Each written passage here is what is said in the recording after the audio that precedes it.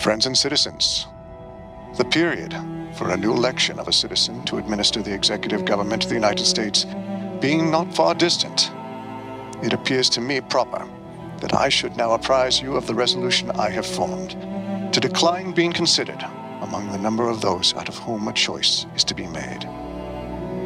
With these words, George Washington announced to the nation that his time as president was coming to an end. The publication of the farewell address in Claypole's Daily Advertiser was a momentous occasion for the young United States. Washington established the most significant precedent of his presidency, the two-term limit. By giving up power, Washington ensured a peaceful transition for the next president. He sent the message that the presidency was not a lifetime appointment, and he did so willingly. But the farewell address was more than just a resignation. It also carried Washington's warnings for the young nation. In it, Washington warned Americans to avoid partisan politics, entangling alliances with foreign nations, and regional divisions.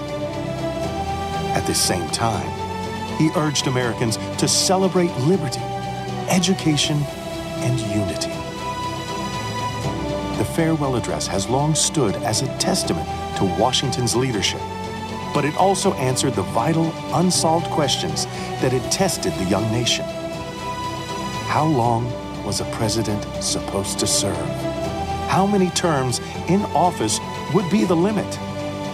And how would power transition from one president to the next?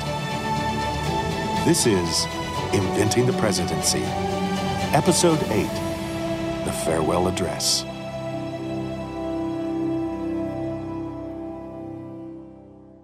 The 22nd Amendment of the Constitution enshrined in law the two-term limit for the presidency. No one person would be able to serve as president for more than 2 terms. To date, Franklin Roosevelt is the only president to have ever served more than 2 terms. But the 22nd Amendment wasn't ratified until 1951. In 1796, there were no term limits. Despite the contentious debate about the subject during the Constitutional Convention, the Constitution gave no guidance on the matter. Washington, however, knew it was time. He had wanted to leave office as early as 1792.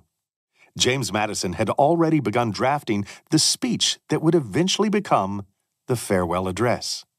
But Washington had been convinced to stay by Elizabeth Powell and other friends.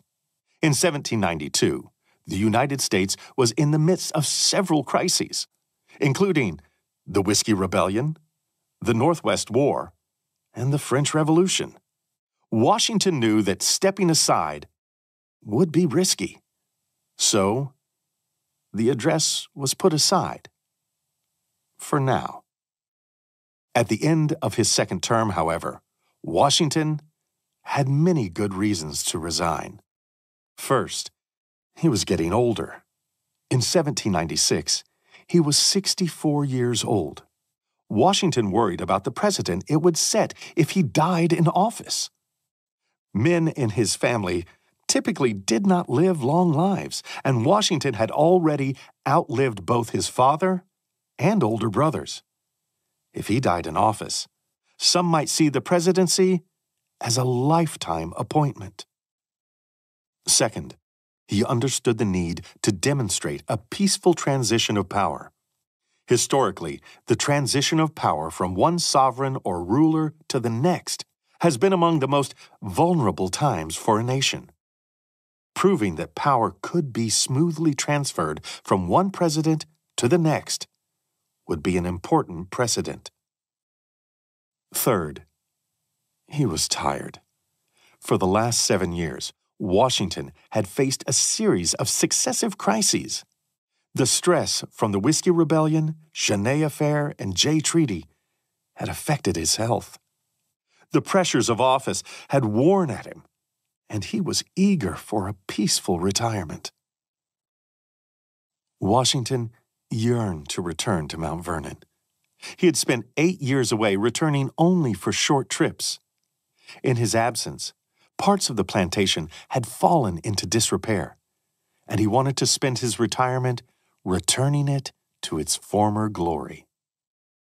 So, he made his decision. The original draft, written by James Madison in 1792, was turned over to Alexander Hamilton. Hamilton largely rewrote the address, keeping only a few paragraphs from the original. But Washington was closely involved in the writing process. The two men exchanged draft after draft, back and forth, with Washington suggesting new additions, revisions, and changes throughout the process. Historians generally agree that Washington gave shape to the address's main ideas and structure, while Hamilton focused on the rhetorical flourishes. His granddaughter, Eleanor Parke Custis, or Nellie, recalled watching him work. I did see the President Washington repeatedly in the act of writing the farewell address in the daytime and also at night. I always passed the door of his office on my way to my grandmother's chamber at the head of the sleep stairs, which landed close to his door. That door was generally open, and I have been sent to his room with messages, and at night have passed the door and seen him writing as I passed to ascend the stairs with Grandmama. When his work was completed, he called me from her chamber and requested me to bring him a needle with silk to sew the leaves together. The address was in his hand when I gave him the needle, and I saw him sew them in the form of a book. The only circumstance I could not take an oath on is the color of the silk. Washington wanted to ensure that the message of the address was clear and free from misunderstanding. But he also had concerns about the length. You see, Washington would not be delivering this address to the nation like a traditional speech. No one was more surprised to hear this than David Claypool. Claypool published a newspaper called Claypool's American Daily Advertiser. On September 16, 1797, Claypool was surprised with an invitation to visit Washington in his presidential mansion.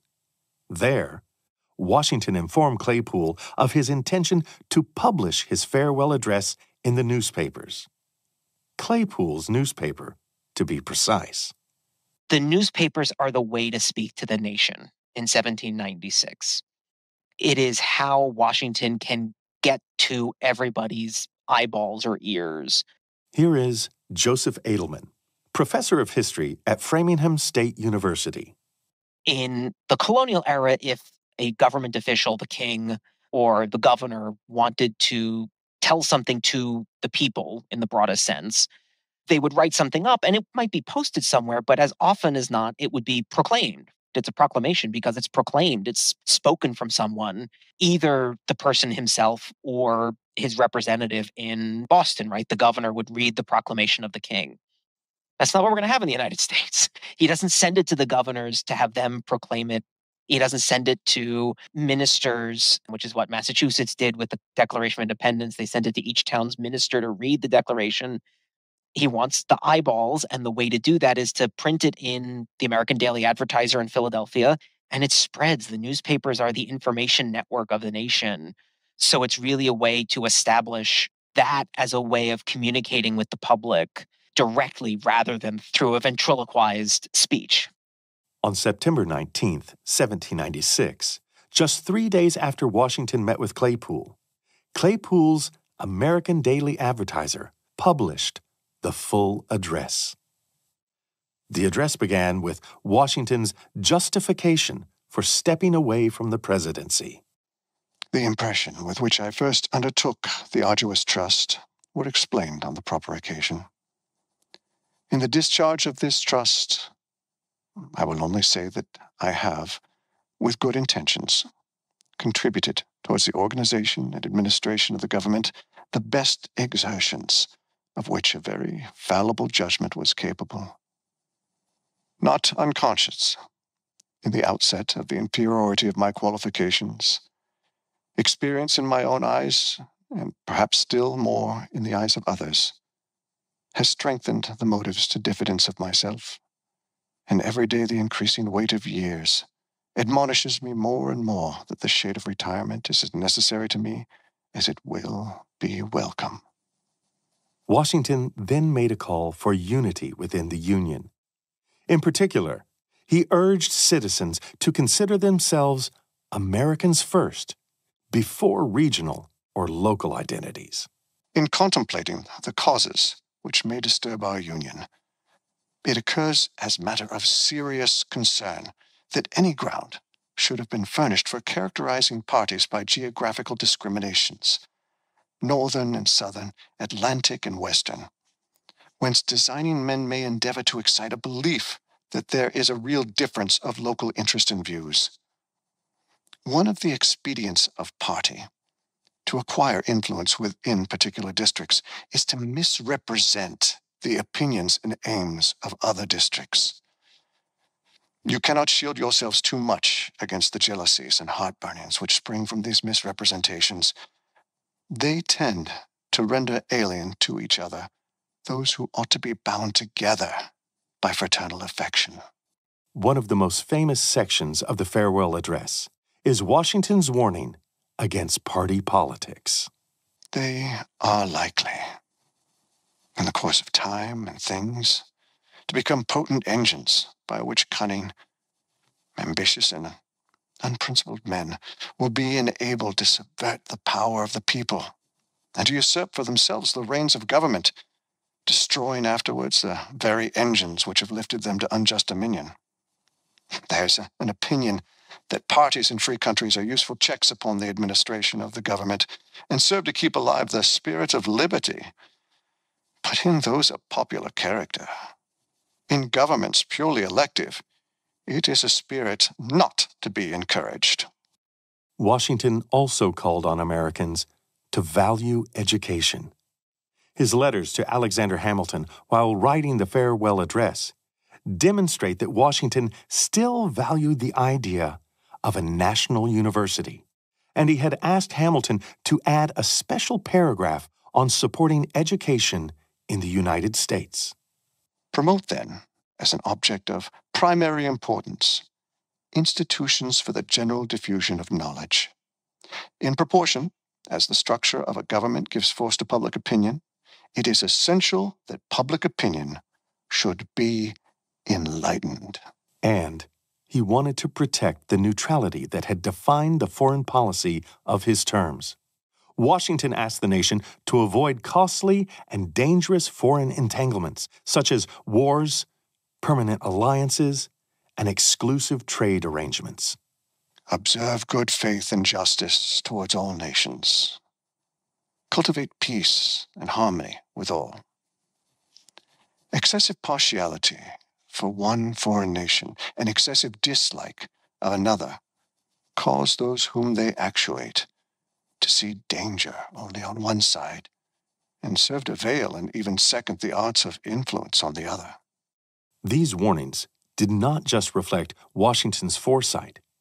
They were reactions to the world he saw around him. During his 8 years in office, Washington had weathered rebellions, foreign threats, devastating military defeats, and the emergence of two opposing factions, the Federalists and the Democratic Republicans.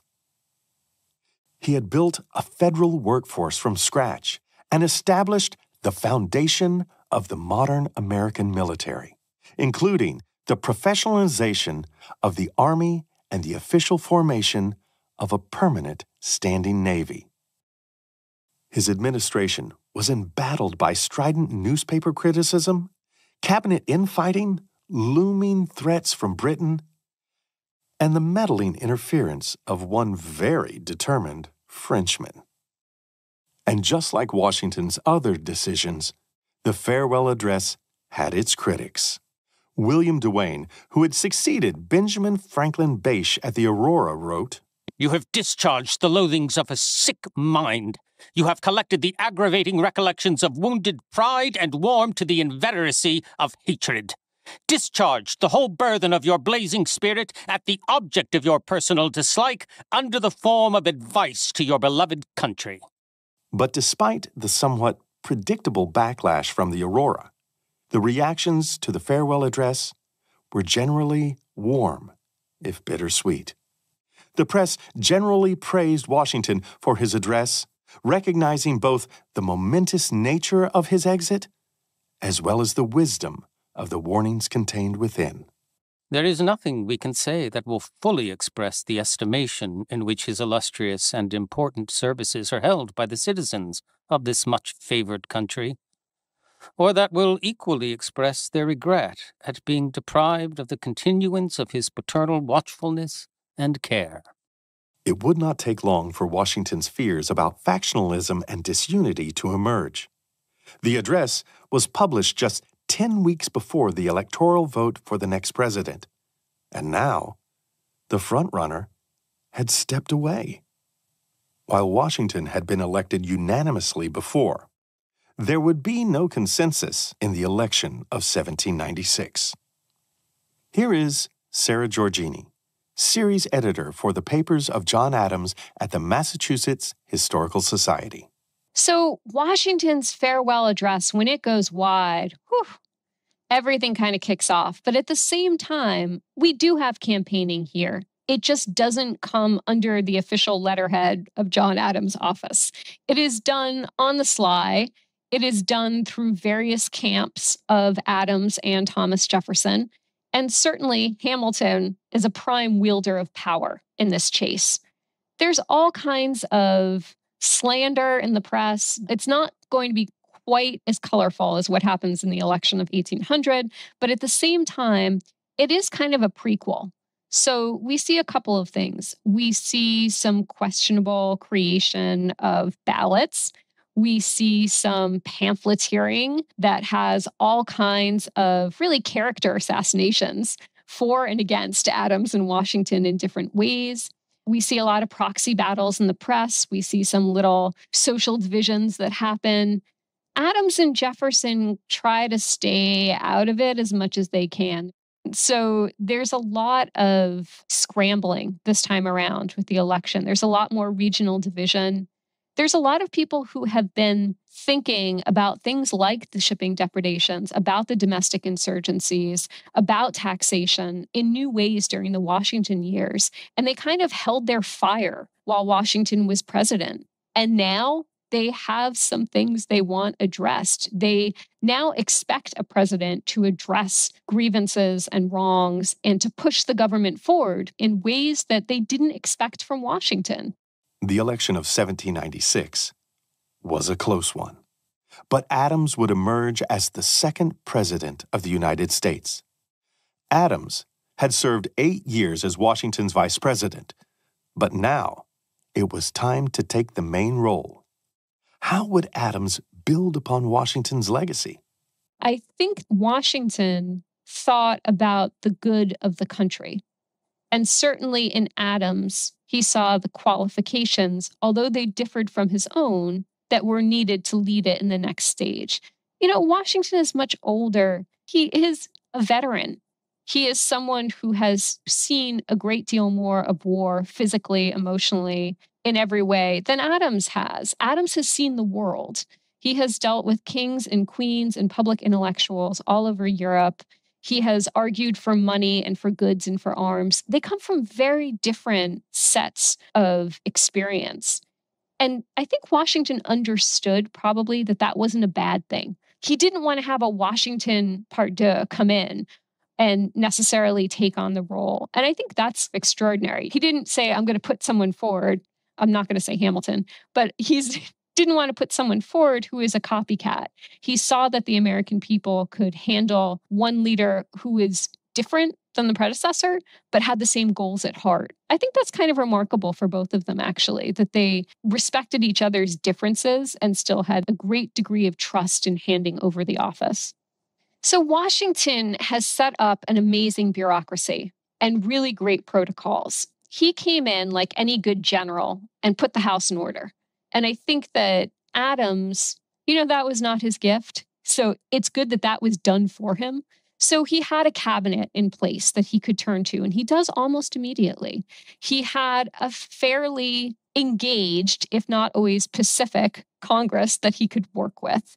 He had a growing judiciary. He had systematic placement of appointments for consular, diplomatic, and other lucrative local posts that I've mentioned. So there's a system in place. Washington got that up and running. And that's good because, like any 18th century person, John Adams thinks in systems. So the system of government is working. It's something he can walk into on the first day. But there was still much room to build the presidency. Although he only served for one term, Adams would establish important precedents of his own. The thing that he makes his own is, I'm going to say, the foreign policy agenda of the country for the next couple of years. So he thinks creatively about how to implement the Jay Treaty. So thinking about how to balance our neutrality with opening up America to the world, that is something that Adams does. Thirdly, with France, he'll say it, he keeps the peace. It is not easy to do that. That is a great legacy, to be able to hold back the U.S. from war while also putting in place the tools they'll need if a war comes, i.e., a navy, a working army, all kinds of money that he can get out of Congress to fund those in a regular manner. So he does his job of evolving the system a little bit more that he inherits from Washington. But I do think a lot of his greatest legacy is going to come after the election of 1800. In 1800, Adams would lose the presidential election to his longtime political rival, Thomas Jefferson. The election had been a contentious one, but following Washington's example, Adams peacefully left office. In his State of the Union address, Jefferson chose to echo Washington's sentiments from the farewell address, proving that despite their political differences, Washington's presidency had lasting influence on the executive branch. There's really no democracy until there's a peaceful transfer of power. America didn't invent the peaceful transfer of power in a democracy to make that definition come true, but we do engrave it in our history after that moment. So the idea that an election can be so close and so difficult, and he can still turn over the office of the presidency because it doesn't belong to him, that power belongs to the people, is something that even he and Jefferson can agree on, is so remarkable.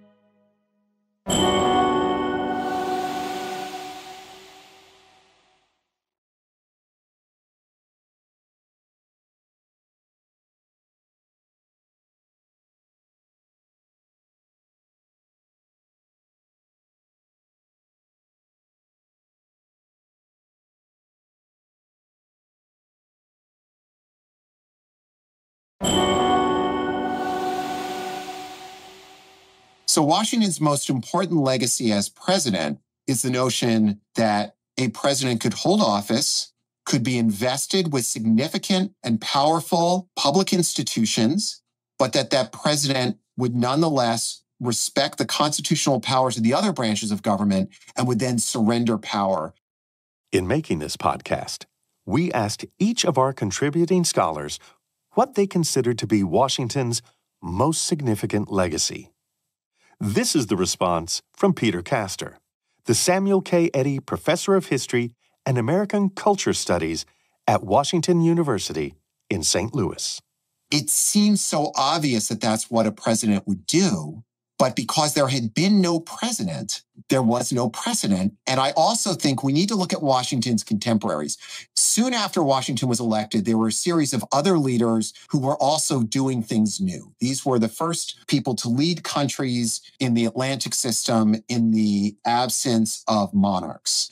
And I think here of Napoleonic France, I think of revolutionary Haiti, and I think of revolutionary Spanish America. And in all of these places, the presidencies that emerged from them, or the heads of government, almost all became dictatorships. You had people who would not surrender power. You had people who used the institutions of government against their own citizens. You had people who used government to enrich themselves personally. And there was no evidence that Washington did any of those things. There are few examples in history of a leader willingly surrendering power. Washington did it twice. First, when he resigned as commander-in-chief in 1783, and then again in 1796, when he published the Farewell Address. Of all Washington's precedents, this may have been one of the most significant for the United States. These precedents, of course, included momentous firsts for the nation. The first State of the Union, the creation of the cabinet, executive oversight for foreign diplomacy. But it also included a legacy of leadership, character, and sacrifice for the United States. And it is here that Washington's example shines. Here is Lindsay Travinsky, presidential historian and author of the upcoming book, Making the Presidency. There are three ways that Washington left an extraordinary legacy for the nation. The first is the creation of the cabinet. I think the creation of the cabinet is the most underappreciated and one of the more significant legacies that a president has ever created. Every president has had one. They are a central part of the U.S. government. No foreign policy, legislative, military, diplomatic decision is created without a cabinet or without a department secretary that is in the cabinet, and yet we tend to not see it as the central force in an executive branch. The second legacy that can't be overlooked is the two-term legacy. Washington understood that power corrupts. Washington understood that people should not stay in office for too long. And he decided to leave office for a couple of reasons. He also understood that the process of an election, of a transfer of power, was going to be new and it was going to be scary. And he didn't want it to happen when he died. He wanted it to be intentional. He wanted it to be deliberate over a period of time, that there would be an election process. And he wanted to be around such that he could give his legitimacy to that practice, to start to teach Americans how to cultivate these political norms, because they have to be taught and cherished and cultivated over decades to gain any sort of power. The third legacy is one of service. Washington spent most of his life doing things he didn't want to do for the good of the nation and tried to put the nation over his personal interests. During the war, that meant he was never home, and home was his very favorite place to be. And he tried to do the very best he could with those decisions. But it wasn't what he would have chosen for himself if he had the choice. And so the ethos of service, the ethos of trying to be the best version of yourself for the nation, is one that starts with Washington and we often take for granted, but really shouldn't. What made Washington so successful in the role of first president? As both a general and a president, Washington faced failure often, but it was his response to these setbacks that distinguished his leadership style. Here is Rick Atkinson, winner of the Pulitzer Prize and author of The Revolution Trilogy, on his view of Washington's leadership. Everyone should understand that he has feet of clay, just like the rest of us. He is a flawed man, just like all men and women are flawed. The fact that in the course of his life, he owns more than 500 slaves, that there are more than 300 slaves at Mount Vernon when he dies in December 1799, you cannot square that circle morally. And we shouldn't try to. We can try and understand it within the context of his times, but we ought not be inclined to excuse slavery as an institution. So he's part and parcel of that. He's part and parcel of the planter aristocracy that conceived of slavery in America and helped to perpetuate it. On the other hand, and there's always another hand, I think we've got to acknowledge his virtues, of which he has many.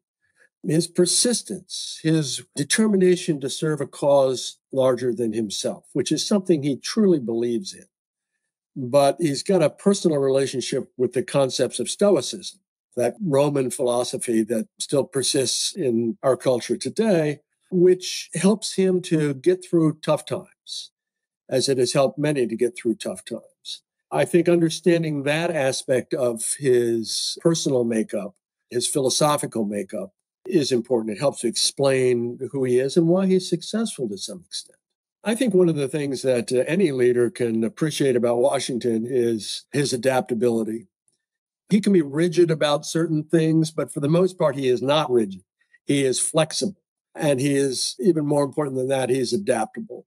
When he has setbacks during the revolution, he abandons effectively the strategy that he would like to pursue, which is all-out aggression where armies line up and duke it out on some field someplace, and instead adopts a strategy of strategic defense, where he is falling back. He's not allowing the British to land a solid blow against him. And that kind of adaptability in issues large and small is a hallmark of his success as a president. He sees that he's got to be given to compromise. He's got to acknowledge that the other fellow either has the upper hand politically or he's got a better idea. And when he's able to be most successful, I think, whether it's as a general or as a political leader, it's when he is using this natural instinct for adaptability.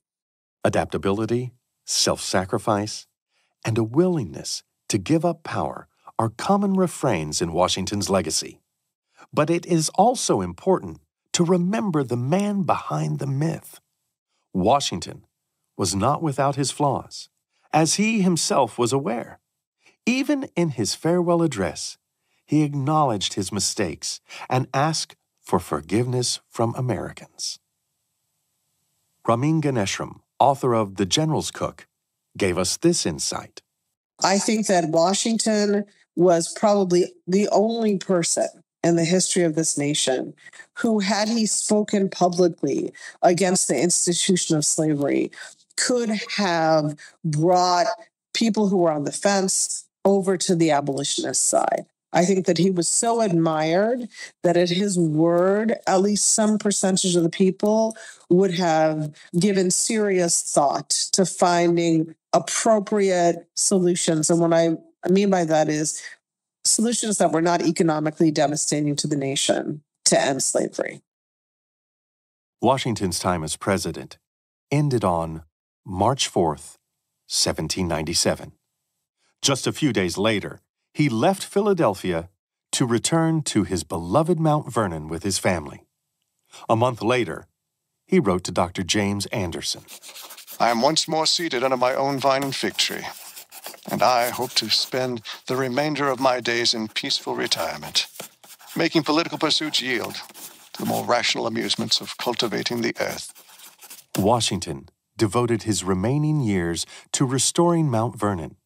Despite Washington's wish for a peaceful retirement, visitors would flood Mount Vernon after the presidency.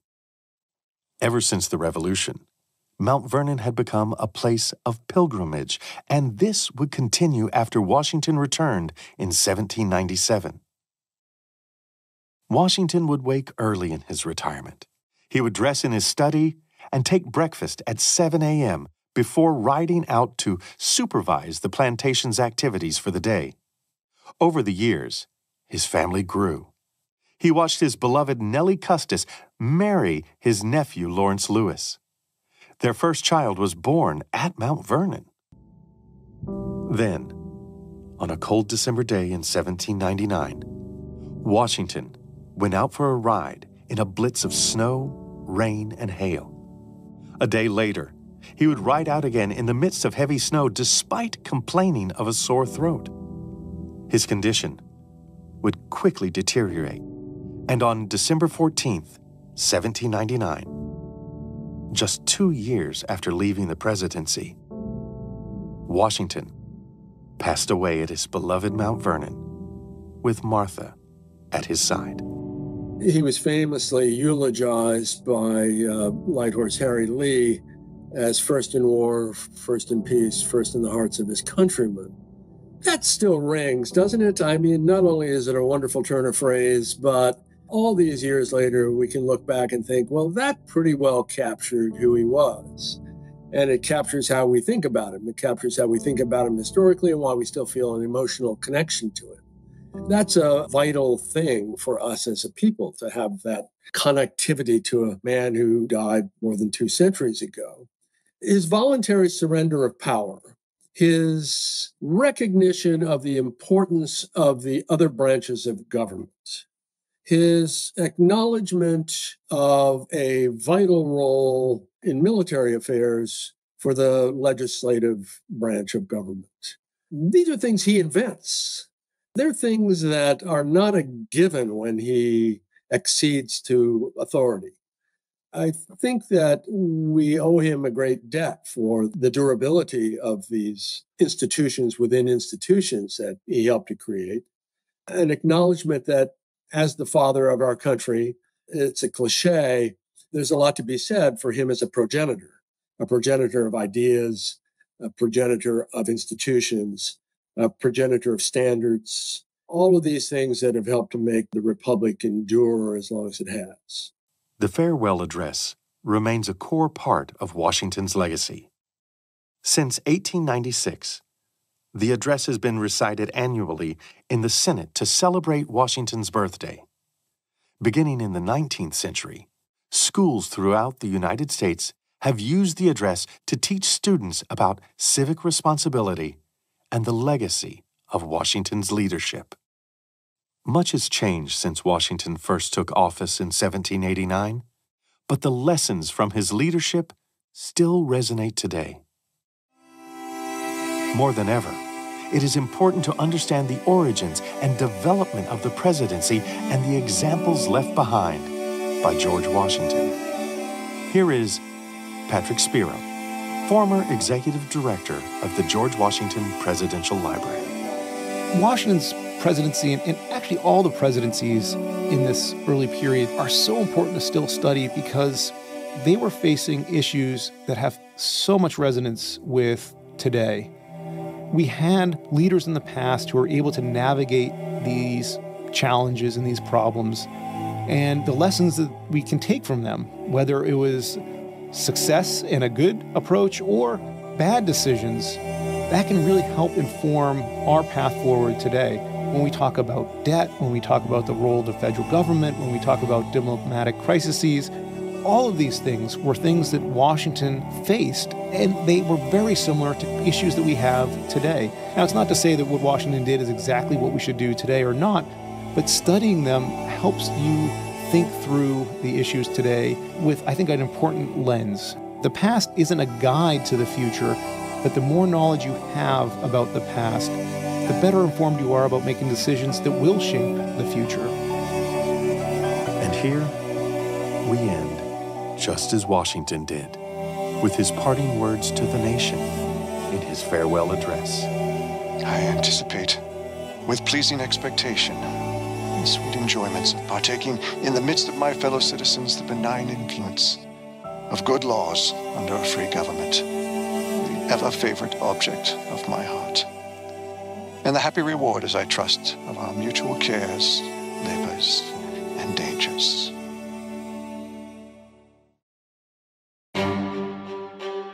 Inventing the Presidency is a production of the Mount Vernon Ladies Association and CD Squared Productions. This episode was written and directed by Dr. Ann Fertig. Audio production was done by Kurt Dahl of CD Squared Productions. Production assistant was Jacob Cameron. Narration by Tom Plott, with additional voice acting by Dan Shippey, Matt Mattingly, and Sarah Louise Hibshin. Additional fact-checking was performed by Dr. Alexandra Montgomery. Our logo was created by Caitlin Prange.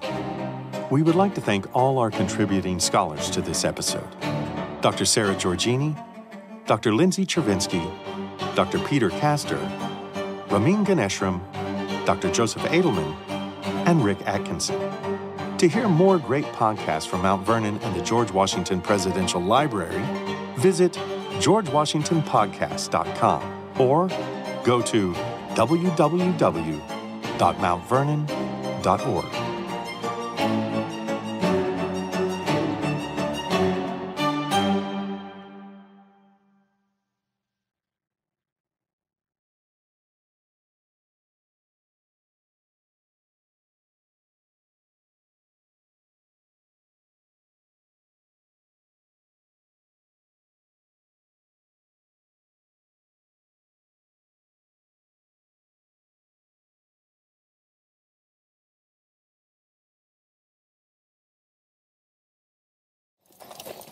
In November 1845, Thomas Adams traveled the winding rural roads